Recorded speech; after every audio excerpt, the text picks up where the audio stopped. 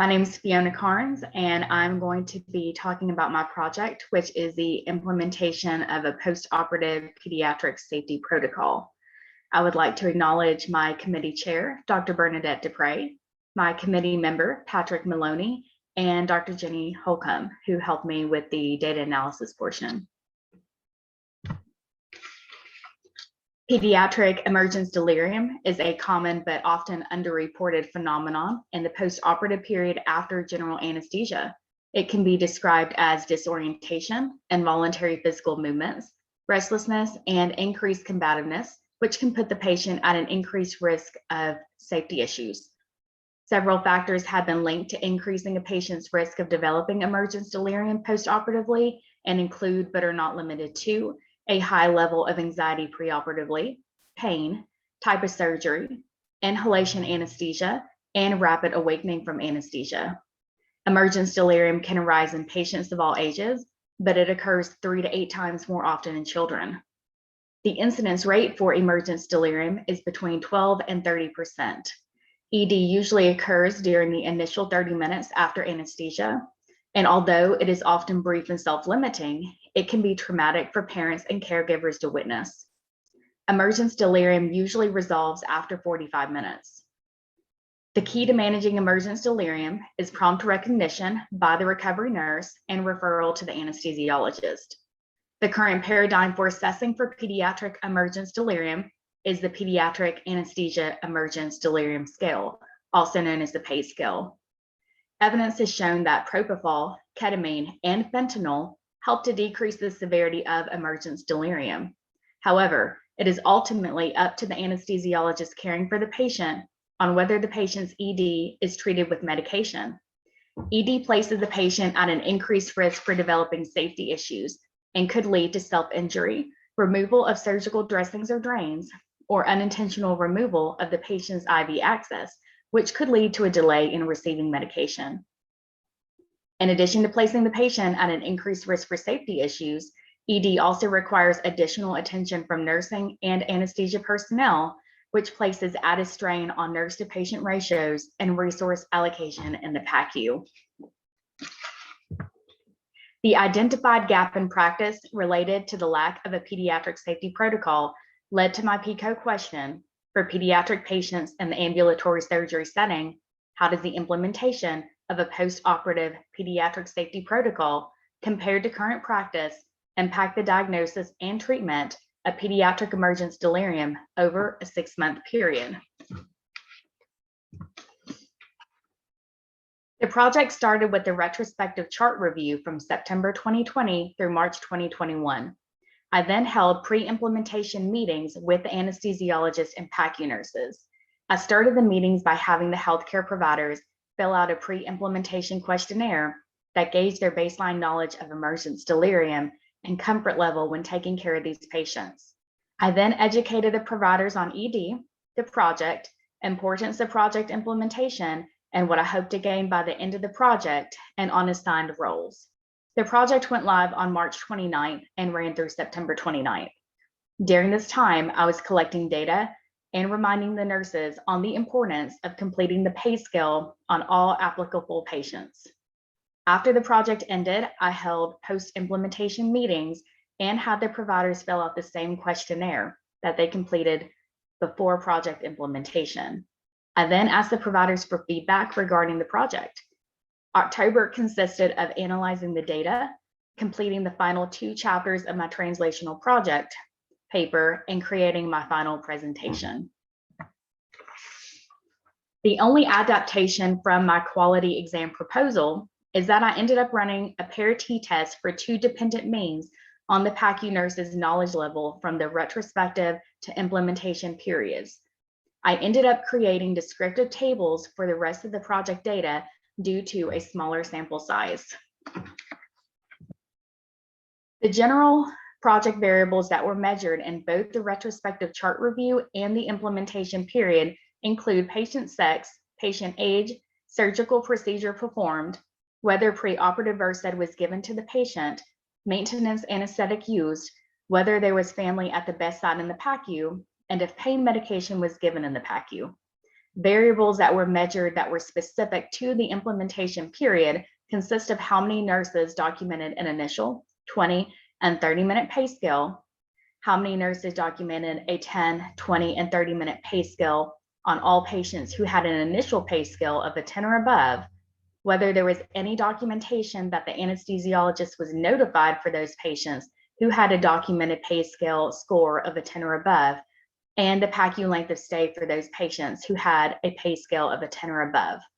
All this data is illustrated in multiple descriptive tables, which we will look at in a few slides. I used Ida Jean Orlando Pelletier's nursing discipline process theory to guide my translational project. This framework focuses on utilization of the nursing process and the nurse's ability to use critical thinking skills to determine the needs of the patient. The variables that were measured during this quality improvement project were appropriate to this framework since they ultimately focus on the needs of the patient. The goals of this quality improvement project consisted of an increase in assessment of emergence delirium and an increase in provider knowledge and comfort while taking care of patients with emergence delirium. The short-term outcomes of a 25% increase in awareness and knowledge of ED and a 25% increase in provider comfort while caring for patients with ED were met. Similarly, the long-term outcomes of a 50% increase in provider knowledge of ED and a 50% increase in assessment of ED were also met with the PACU nurses. Although there was no increase in provider knowledge on the part of the anesthesiologist, there was an increase in provider comfort between the retrospective and implementation periods with one of the anesthesiologists. Table 5 displays a comparison of the PACU nurse's comfort level while caring for patients with emergence delirium between the retrospective and implementation periods. Out of the 12 PACU nurses who completed both a pre and post-implementation questionnaire, 9 out of those nurses had an increase in their comfort level by the end of the project. Table 6 focuses on the knowledge level of the PACU nurses between the retrospective and implementation periods. I ran a parity test for 2 dependent means to analyze the data. It showed that there was an increase in the nurses' knowledge between the pre and post implementation scores, and that 58% of the nurses showed an increase in knowledge level between the 2 time periods. Table 7 shows a comparison of the anesthesiologist's knowledge level between the retrospective and implementation periods. There was not a change in their knowledge level between these periods. Table 4 shows a comparison of the anesthesiologist's comfort level while caring for patients with emergence delirium between the retrospective and implementation periods. There was an increase in comfort level for one of the anesthesiologists, while the other 2 remained the same in their comfort level. The anesthesiologists who had an increase in their comfort level marked that they were neither comfortable nor uncomfortable caring for patients with emergence delirium during the retrospective period, and that they were comfortable caring for patients during the implementation period. Table 1 displays a comparison of general characteristics between the retrospective and implementation time periods. There was an overall decline in the number of surgeries between the 2 periods due to the COVID-19 pandemic. Although there were 256 patients that were appropriate for this study, the sample size is 165 due to 91 cases not having a pay scale documented. Male patients outnumbered female patients during both time periods, and there were more patients between the ages of 6 and 8 than in any other age group. Dental surgeries were the most frequently occurring surgeries during both time periods, followed by ENT surgeries. There was over a 9% increase in the number of dental surgeries between the 2 time periods and over a 5% decrease in the number of ENT surgeries. There was over a 12% decrease in the frequency of preoperative versed being given to patients between the retrospective and implementation periods. This was due to the surgeons and anesthesia providers changing their protocol to no longer including preoperative versed as a standard of care for all pediatric patients. Instead, the anesthesia provider assesses each patient individually and decides based off the patient's history, demeanor, and physician preference. Sevoflurane remained the most used maintenance anesthetic between both periods, with a combination of sevoflurane and desflurane following. Family visitation in the PACU increased by over 15% between the two periods, as well as the administration of morphine given in the PACU, which increased by over 1%. Table 2 focuses on the PAID scale. Out of the 256 cases, only 165 of them had a PAID scale completed. When I talked to the PACU nurses at the end of the project, several of them stated that they forgot to complete the scale when they had an increased patient workload, or if the patient woke up from anesthesia quickly and met the discharge criteria to be transferred to ambulatory surgery. Out of the 165 cases, all of them had an initial PAID scale documented. 138 out of the 165 cases had a 10-minute PAID scale documented. 89 cases had a 20-minute PAID scale completed, and 18.18% had a 30-minute PAID scale recorded. Based off the sample size of 165, 15.76% had an initial PAID scale of a 10 or above. Out of 138, 5.80% had a 10-minute PAID scale of a 10 or above. 6.74% out of 89 cases had a 20-minute PAID scale of a 10 or above, and out of 30, 10% had a 30-minute PAID scale of a 10 or above. There was no documentation that an anesthesiologist was notified of any of the PAID scale scores of a 10 or above. The reasoning for the lack of documentation and non-compliance with the study's protocol remains unknown. When I asked the nurses why they did not document notifying the anesthesiologist during these instances, a couple of them answered that they thought that they had made a nursing note at the time, but that they could have forgotten to do so.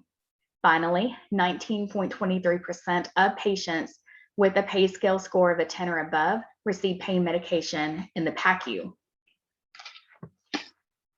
Table 3 shows a comparison of characteristics of cases with a PAID scale score of a 10 or above. Males presented more often with emergence delirium than females, and the study showed that the patients between the ages of 6 and 8 had a higher incidence of ED than in any other age group. There was a higher incidence of emergence delirium in the ENT surgeries than in any other surgery. The study showed that sevoflurane as a maintenance anesthetic had a higher incidence of emergence delirium than the other maintenance anesthetics. Another finding that the study showed was that there did not appear to be an increase in the PACU length of stay in those patients with emergence delirium. On average, most of the emergence delirium cases had a 30 to 45-minute PACU length of stay. Sevoflurane has been linked with the highest occurrence of emergence delirium, and I found this true in my study as well. Postoperative pain and emergence delirium are the two most common and undertreated complications in the immediate post-anesthesia period.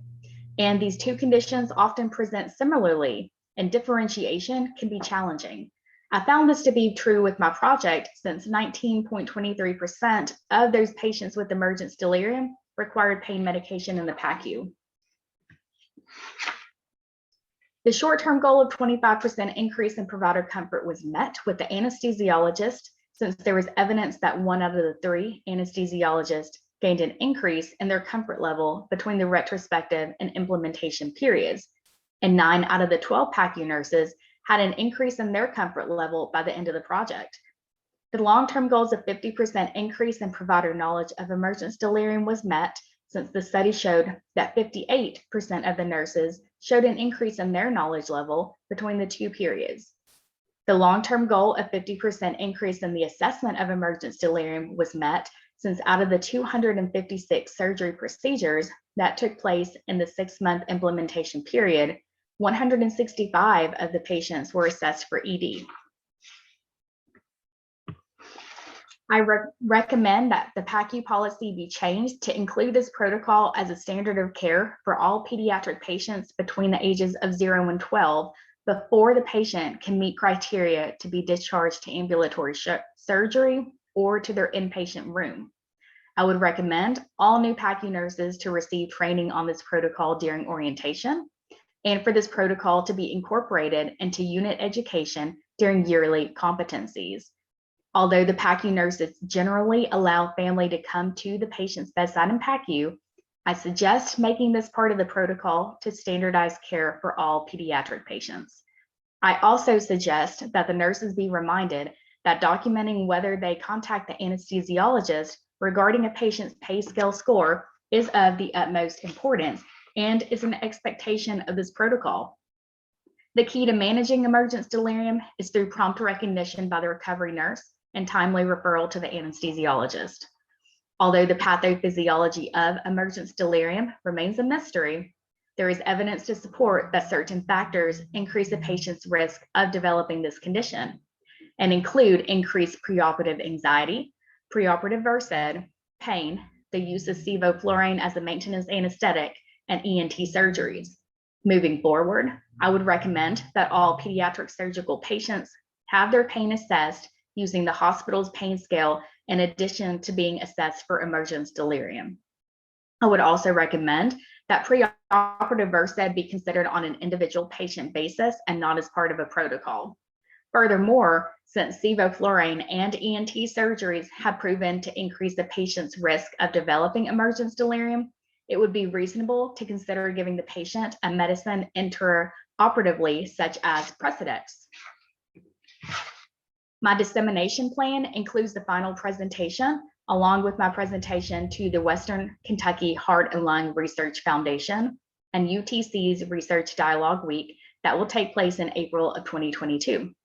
I am also hoping to have the opportunity to present my project at different children's hospitals in hopes of encouraging them to adopt a standardized tool, such as the pay scale, to screen patients in their PACU for emergence delirium. Throughout this program, I've grown as a DNP leader. I pondered over many different topics before choosing this topic for my translational project. I overcame numerous barriers, including difficulty getting information and assistance from the IT department, provider noncompliance, committee member turnover, and deciding what statistical analyses to use to interpret the project data. All these barriers, however difficult, ultimately provided opportunities for me to grow. I learned to become more assertive and confident that I was an expert when it came to my project. I will continue growing as a DNP leader through dissemination of this project and throughout my career. These are my references. And this is the end of my presentation. Does anybody have any questions?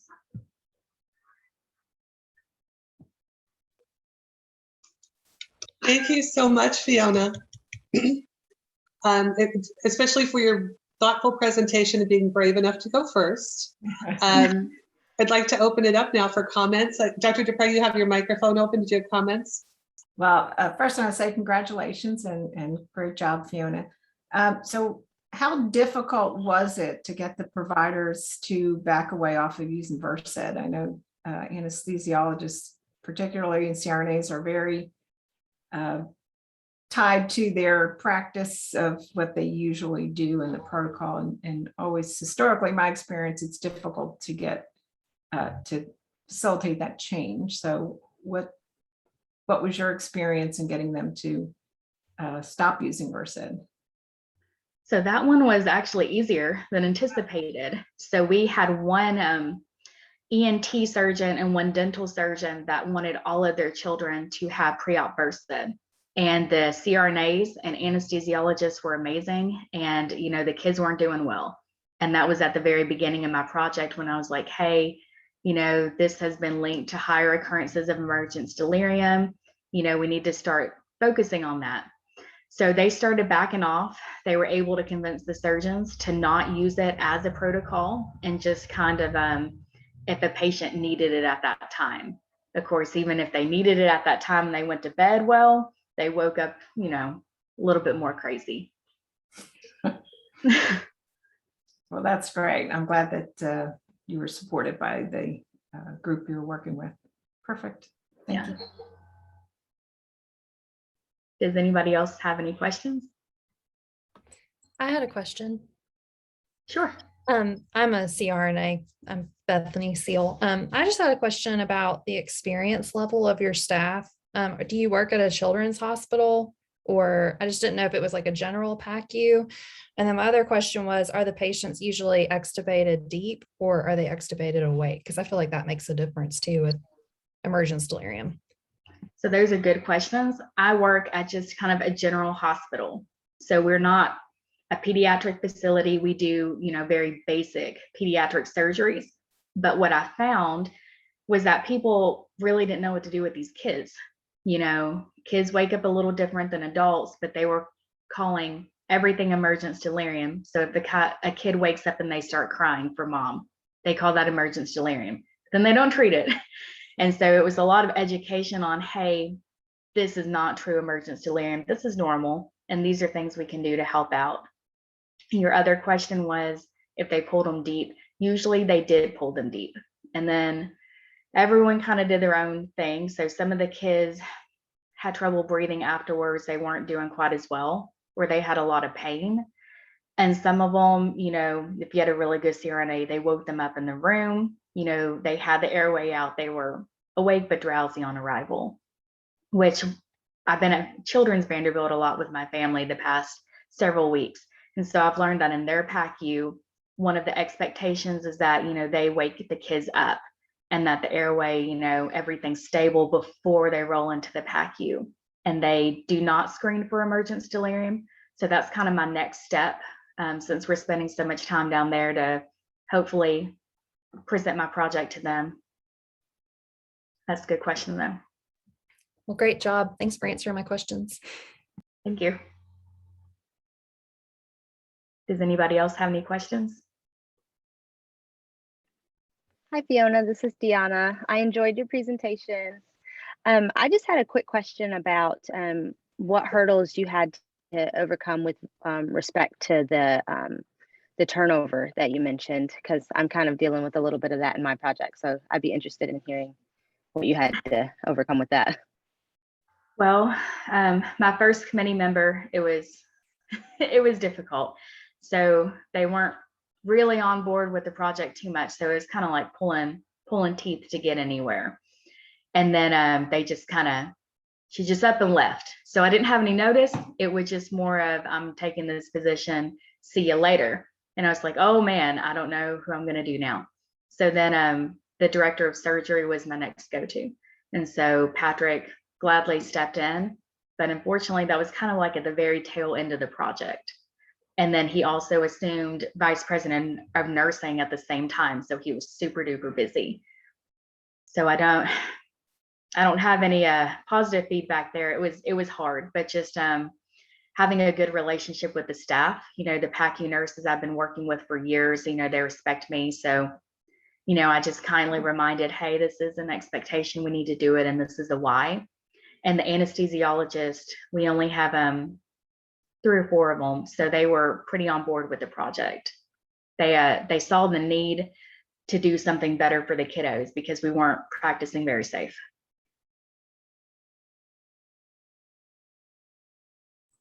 These are good questions. Well, it sounds like you've made a big impact at your hospital. So congratulations. That's awesome. And you made it Thank you. safer place. Yeah.